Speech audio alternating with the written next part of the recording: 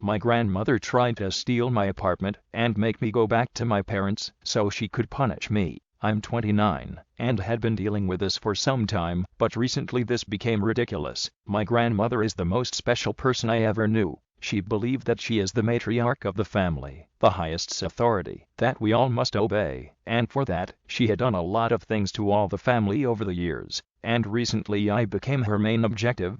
A couple months ago she organized a family meeting on her house, believing it was just a family meal. We all went, and when everyone were there, she revealed her true intentions. It was a trap.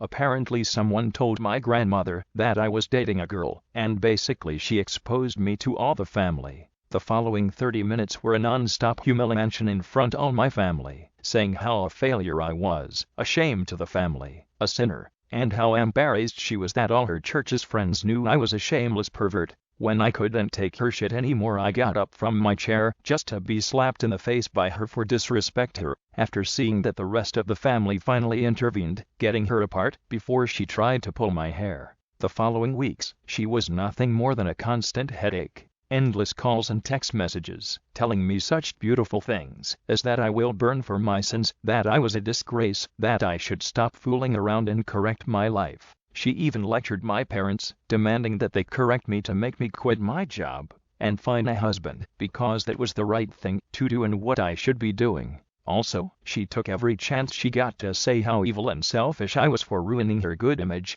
Last Saturday she outdid herself. While I was in my apartment, there was a knock on the door, and when I opened it, I saw that it was her. By that point I was no longer trying to hide my displeasure from her, and I just said, "It's you, what do you want?" Without being invited to come in, she went into my house, began to look around the place with an obvious gesture of disgust and disapproval on her face, and then turned to see me with that look of superiority, as if she were doing me a favor just for being there. She told me that she had already given me more than enough time to reconsider and correct my life, so she was there so that I could apologize to her. I just laughed sarcastically and told her that she was crazy and that she could go now. She then started lecturing me with the same speech again, but I didn't take it. I interrupted her and let out all the things I've wanted to tell her for a long time. That she was a stupid old witch, that she was not an authority figure to anyone, that her presence alone ruins our day, that nobody can stand her, that she is such a horrible and suffocating grandmother and mother, that she should not make it strange that none of her children love her or visit her unless she forces them to. I knew I had hurt her by the way she tensed her face and how she tried to hide the tears in her eyes. It was then that she said, "Enough. I can see that you don't understand the good way, so I will have to correct you in the old way. Give me the keys to this place, you will return to your parents, and you will be grounded until you learn to obey and do what I ordered." I still had the keys in my hand from when I opened the door, to which she extended hers, as if waiting for me to give them to her. I laughed.